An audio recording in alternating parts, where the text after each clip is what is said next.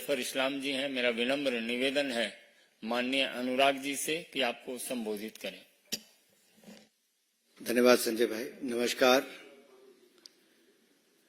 जब नाश मनुष्य पर छाता है, जब नाश मनुष्य पर छाता है, पहले विवेक मर जाता है।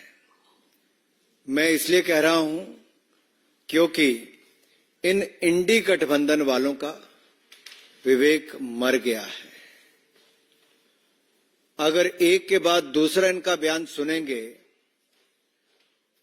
तो अब तो ये लगता है विवेक का मरना भी छोटी सी बात है। ये तो सनातन धर्म को मारना चाहते हैं, कुचलना चाहते हैं। कोई मोदी जी के टुकड़े टुकड़े करना चाहता है, कोई मोदी जी को एक से बाद दूसरी बड़ी गाली निकालना चाहता है। इनकी मोहब्बत की दुकान में इतना नफरत का सामान है कि नफरत की राजनीति आज सिर चढ़कर बोल रही है। सनातन को खत्म करने की होड़ लगी है। एक के बाद दूसरा बड़ा बयान उस तरफ आता है तो मोदी जी के लिए एक के बाद दूसरी बड़ी गाली निकालने के लिए कोई संकोच नहीं करता है। कल इनके एक ऐसे मंत्री ने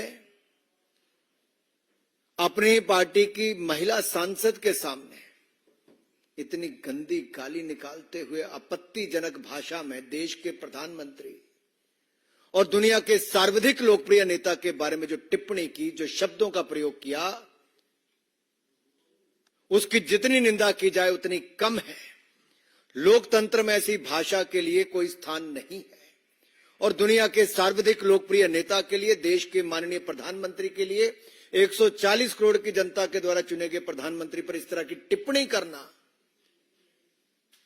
ये आपत्तिजनक भी है, शर्मनाक भी है और इस पे माफी पूरे इंडी गठबंधन को मांगनी चाहिए।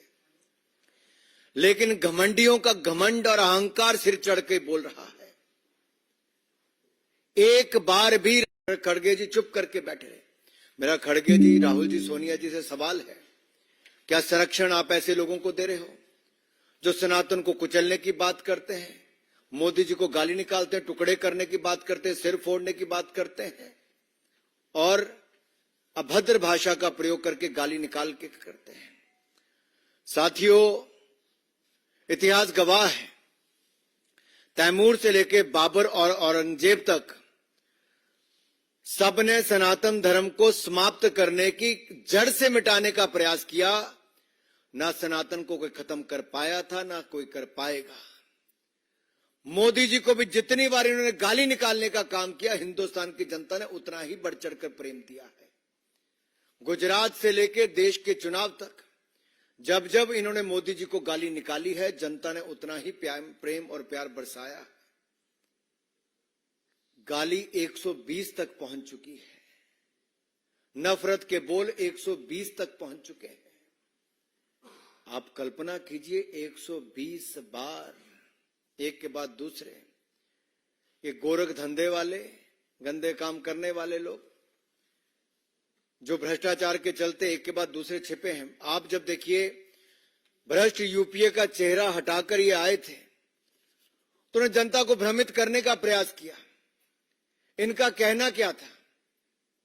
ये कहने आए थे हम डेमोक्रेसी को बचाएंगे, लोकतंत्र खतरे में है। अरे मैं कहूंगा डेमोक्रेसी नहीं, करप्शन खतरे में है। डेमोक्रेसी नहीं, अपीसमेंट खतरे में है। डेमोक्रेसी नहीं, एंटी सनातनी खतरे में है। डेमोक्रेसी नहीं, कमीशन खोरी खतरे में है। डेमोक्रेसी नहीं, कट मनी वाले खतरे में है। इनके लिए डेमोक्रेसी में सी करप्शन है, इंडी गठबंधन वालों के लिए, बट हमारे लिए सी कमिटमेंट है, सी कॉम्पिटेंस है, सी कैपेबिलिटी है और सी क्लैरिटी फॉर विकसित भारत है। यही अंतर है इनमें और हम में। ये भ्रष्टाचारी को बचाने को कहते, लोकतंत्र को बचाना है। ये कल तक जब शराब घोटाले के आरोप अरविंद केजरीवाल पर लगाते थे, वही कांग्रेसी आज उनकी जेब में जाकर बैठ गए, उनकी गोद में जाकर बैठ गए। क्यों राहुल गांधी जी की जुबान बंद हो गई, कांग्रेस नेताओं की जुबान बंद हो गई? क्या मजबूरी है? केजरीवाल के साथ रहना जरूरी है? अरे पंजाब में 21 लोग नकली शराब पीकर मर गए मुख्यमंत्री के घर में। एक शब्द किसी कांग्रेसी नेता की जुबान से नहीं निकला, लेकिन यही आम आदमी पार्टी के लोग कांग्रेस की सरकार के खिलाफ कहते थे हम नशा मुक्त करके नशे के धंधे को बंद करेंगे। आज नशे के चलते 21 लोगों की जान ले ली, कांग्रेस के लोग फिर चुप बैठे हैं। ये यूपीए का चोला उतारकर इंडी गठबंधन जो बनाया, घमंडी गठबंधन जो बनाया है, साफ नजर आता है कारनामे वही हैं, करप्शन वही है, भ्रष्टाचारी वही हैं, केवल चेहरा नया लेकर आए हैं, लेकिन जनता सब जानती है। मेरा निवेदन आप सबसे रहेगा कि सवाल पूछिए, मैं आपके मन से सवाल पूछ रहा हूं राहुल गांधी जी से, ये नफरत की दुकान कब तक चलाओगे राहुल गांधी? नफरत का और कितना सामान भरा है राहुल गांधी जी? पहले आप देश के टुकड़े करना चाहते थे, आज मोदी जी के टुकड़े टुकड़े करना चाहते हो। कितनी नफरत भरी है। पहले टुकड़े टुकड़े गैंग के साथ जाकर खड़े हो जाते थे, आज टुकड़े टुकड़े वालों को अपनी गैंग में शामिल करवा लेते हो।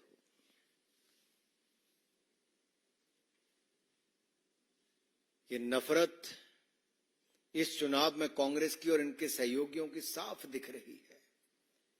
अपशब्द गालियों का भंडार जो इनकी नफरत की दुकान में है, वो आज बाजार में आ गया है। 120 गाली अब तक हो चुकी है मोदी जी के खिलाफ। ये 420 करने वाले ना जाने कितनी गाली और निकालने के लिए तैयार हैं। जिनके पास ना नेता है, आज भी नेता ढूंढने की फिराक में है। नीति तो इनके पास कभी थी ही नहीं, और नियत में खोट पहले दिन से नजर आ रहा था। सो ना नेता है, ना नीति है, और नियत में भी खोट है।